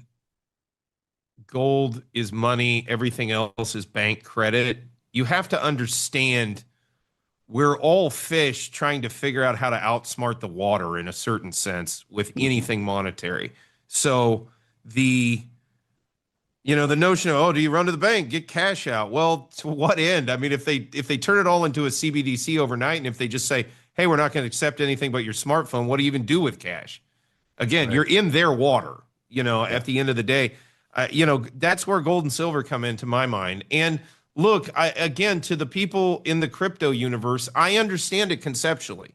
I understand if you get into that, you can preserve capital and things through crypto. But, I do not look at that medium of maintaining capital and transferring capital as similar to, what we think of as standard cash and standard gold and silver. They are qualitatively different things. We can agree to disagree how positive or negative that they are compared to one another, but they are qualitatively different. And that's the thing, sort of circling back. It seems that they do want to try to put us over into this fully digital system. I think at the end of the day, the way it looks to me like this will kind of pan out, sort of like COVID in a sense, although it may be a bit of a more drawn out process where it just becomes so absurd and people just say, well, this is just stupid. I'm just not going to do this. I mean, we saw this in the immediate aftermath of them pulling this stuff here in Thailand. The vendors here on the street level just went immediately to cash. They all threw out all their QR code stuff, everything. They just said, nope, cash only, we're done. And I talked to folks on the street here and they said, like, look, I cleared out my bank account and opened a totally new bank account, totally analog, and I'm just back to being a cash vendor, and you got to pay me cash, and I just put it in my analog bank account. I mean, if they get that out of order, then we just sort of revert to the system we're used to and keep moving past that. That's the best thing I can see to be able to deal with it. Again, I can't comment on being inside the United States because if they did that and converted everything, that's a problem. But your cash, in a sense, only has a certain kind of shelf life in that scenario as well. Again, which brings us back to gold and silver, kind of the go-to if you really think it's going to get that bad. Absolutely. I call it the danger zone. You alluded to earlier, the World Economic Forum, the Klaus Schwab crew, what they, are trying to implement throughout this world. And President Trump threw a big wrench in their spinning spokes. Thank goodness for that. But that's the battle of these resets that I see taking place. And, everybody in America and really ultimately around the world, if they're paying attention, are pins and needles waiting for the president to complete his transitions of the Federal Reserve, restore sound money, so we don't have no choice with the central bank digital currency waking up one morning and finding out we've lost control over our life's energy, our money. And thank goodness for our founding fathers because they had it right. I don't know the clause in the Constitution or which article and so forth, but it clearly states that only Congress shall have the power to issue and control the value of our currency thereof in weights and measures be. And they use that term because they had to weigh the gold and silver, right? And of course, we would That's an important term. Here in Thailand, we have a totally different weight and measure. You do. Which is really constitutionally important. I could talk about that for an hour myself. Yeah. Well, let's touch on it briefly because it is a little for those. There are some followers of my programs. I'm just finding out because I read the comments on some of the social media lines, and I have a dedicated email I give out to the public. And there are people in Chiang Mai and in other parts of Thailand that are actually following my work, even though it's U.S. based. So this may be of value to them as well. But when I go buy, if I buy gold here in a local shop, I have to take a screenshot of the facts and how it works because it's not the same, as spot price versus the future contract and buying it in dollars. So why don't you explain to our viewers, and it's a little complicated and break it down simply, how it works, how it's priced, and how it actually works here because it is different. Okay, yeah. So the baht is on a baht weight. So baht is a weight and measure of gold. I think it's like 15 grams and change or 18 grams and change, whatever it is.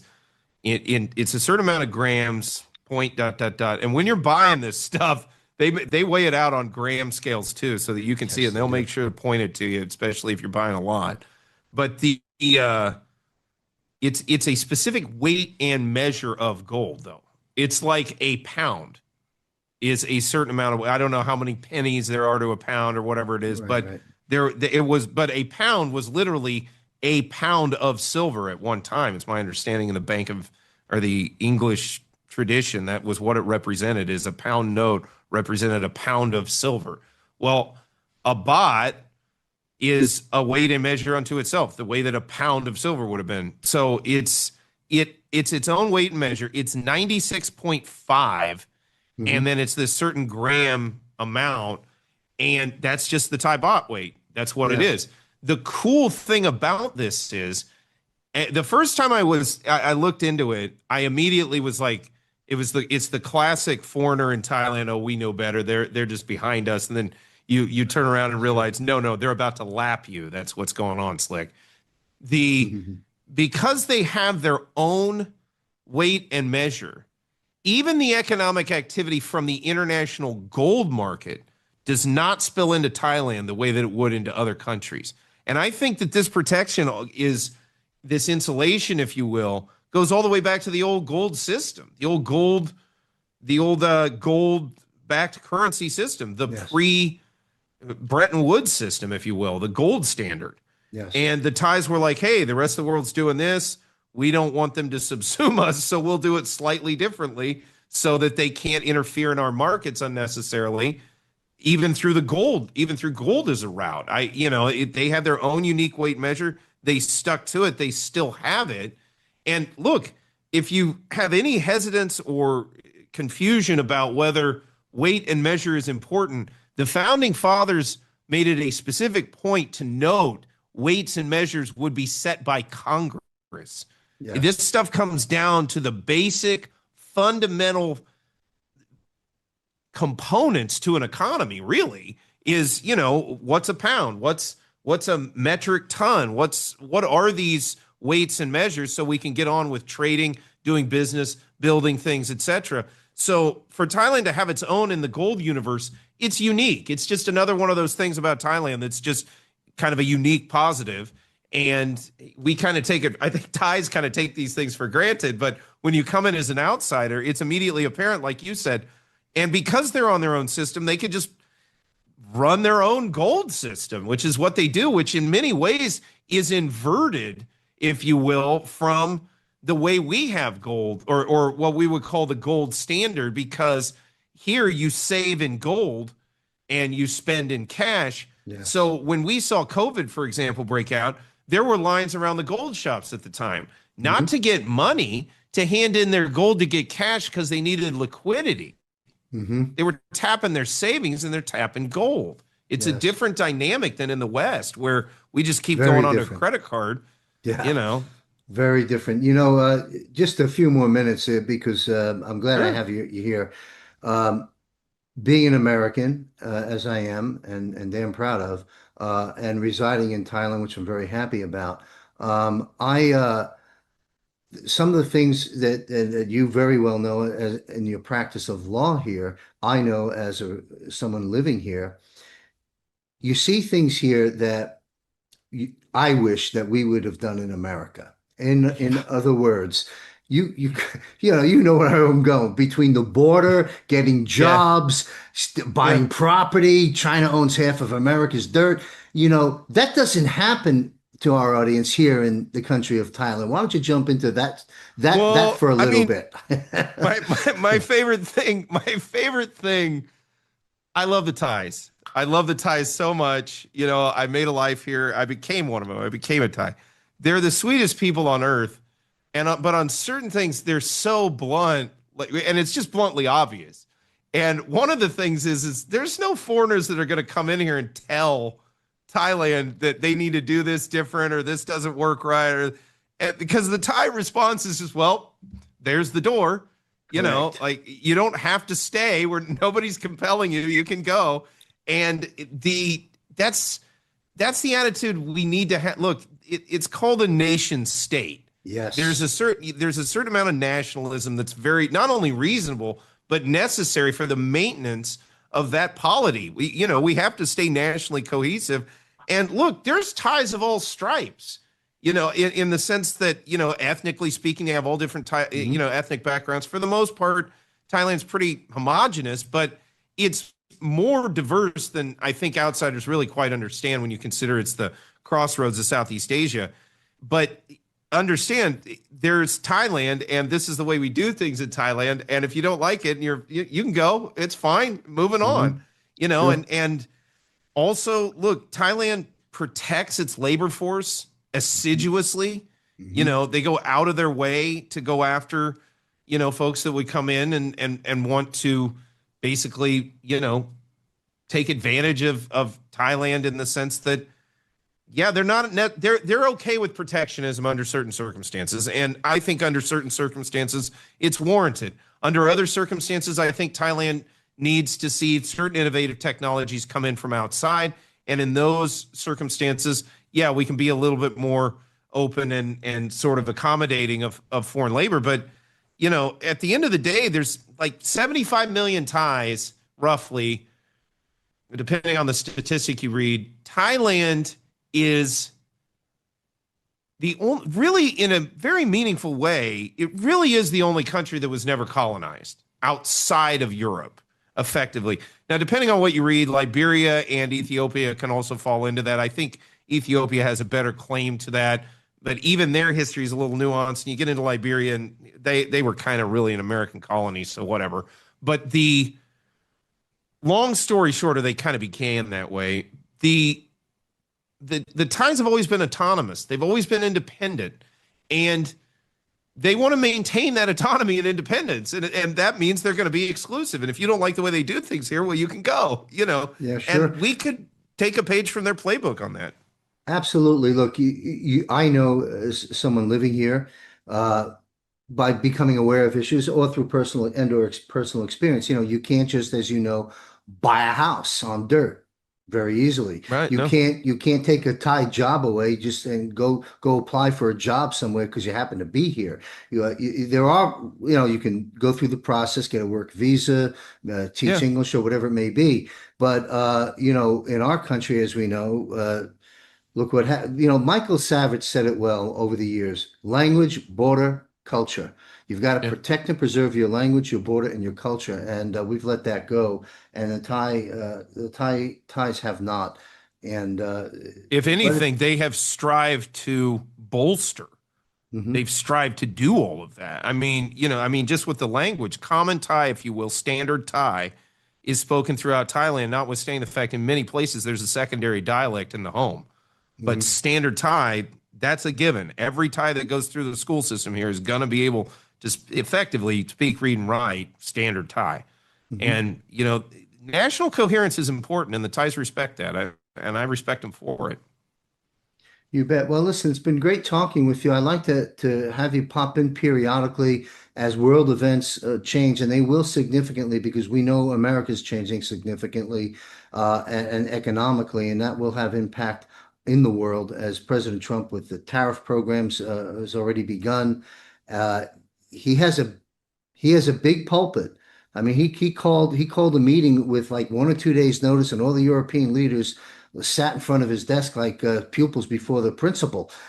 He's got a lot of and I think as events, I think there's some stellar things about to go down this year in terms of arrests in America from political figures and so forth. It's already begun with the indictments, the grand juries. Now we're expecting charges and justice. And Gitmo has become very active. These are conversations for another day. But as all of this unfolds, and as the currency battle goes on, and President Trump changes the Federal Reserve and the IRS and the currency itself, this will have ripple effects and trade policy and everything else throughout the world. And as events either emanate from here and or from there that are pertinent to one another, I'd like to have you back on and weigh in. But this has been a good conversation. Benjamin Hart. Thank you for having me. You bet. Benjamin Hart, attorney at Integrity Legal. Again, the best way to people to follow your work, especially those here in Thailand. And, a lot of folks ask me, because on social media presence I have, they know I'm in Thailand. And they say to me, why did you leave America? And I remind them, America left me. I didn't leave America. I'm just on a different turf. But but anyway, there's a lot of different folks here. So again, I encourage everyone to follow the YouTube channel. You're going to get a lot of good information there. It's short and concise. They're typically 3 to 5 minutes long, with occasional long ones. and it's good information for those certainly in Thailand and for those interested in coming here either as a tourist or to plant themselves here like I've done. So again, the best place for people to follow you, and we'll sign off there. Yeah, legal.co.th. That's our firm here. And then on YouTube, it's Integrity Legal Thailand. Great. All right. Thank you, Benjamin Hart, Bangkok, Thailand. We'll see you next time. Thank you for joining us. Interesting perspective of what's going on from Southeast Asia, from Thailand. Part one, he delved more into the 86 million bank accounts that was shut down. We'll have Benjamin on from time to time when I find it applicable and valuable. But thank you, Benjamin Hart, very much. All right, I want to make two announcements. We've got this GFR show with a lot of different guests that come in each and every week, providing you current information and longstanding analysis on the big transition that we're mid. There's two other things I have, excuse me, three actually, to deliver answers and value to you for those that have assets to protect and are interested and want to get a little bit more involved. I'll make this announcement right now. Join me in partnership with Empower 2000. It's a free masterclass titled, same as the show, Global Financial Reset, Surviving and Thriving the Transition. It's Tuesday next week, November 18th, 8 p.m. to 10 p.m. Eastern, live, free masterclass. This one-time only event will equip you with the clarity and insight needed to navigate the coming storm. It's valuable for anyone and everyone, but certainly those that have assets to protect, this will get you informed, inspired to take action you're confident in. So across the nation and around the world, people have been asking these questions. How do I protect and preserve my assets? How do I make sense of what's happening in the financial system? How can I position myself and my family to not just endure, but emerge stronger? The window of opportunity is closing fast. In this powerful masterclass, you're going to discover exactly what you need to know to stand strong, protect your assets, and just how to goots. You've heard me talk about goots before, GOOTS, get out of the system. The world is shifting, and the dawning of a new financial era, as we all know on this program, is here. Mark your calendars again, Tuesday, November 18th, 8 p.m. to 10 p.m. Eastern. Next week, well, actually, right now, the registration link can be found at jmcbroadcasting.com, right there on the homepage under the welcome video. You can click that, get more information, and register for free, as well as by visiting wealthcoachuniversity.com or by following me on my Facebook and other social media platforms. While we're on the trajectory of additional things beyond this program, wealthcoachuniversity.com, the master class. Also, I've just published a book, as we witness the greatest financial reset in history. Prepare for a new era, free from the shadow of the control of the cabal. It's coming to an end. The future is bright, and it belongs to us, not the corrupt elite. So in summary, we are mid-transitioning. We've not yet arrived. What's occurring during this transition is the danger zone. This is what I address, how to navigate through that danger zone in this book, Global Financial Reset. It's a must-read book. You can buy it on Amazon.com. You can also pick it up on Barnes & Noble online as well. All right, joining me next week on the GFR is returning power guest, Bill Armour of the Genesis Gold Group. You can call Bill for a free consult to assist you with precious metals. Mention me for fast track VIP service. He's my buddy. He's my contact. He's my resource. 1-800-200-4653. 1-800-200-4653. You can also visit jmcgenesismetals.com. A lot of information there from President Trump, from myself, that'll bring you to Bill Armour.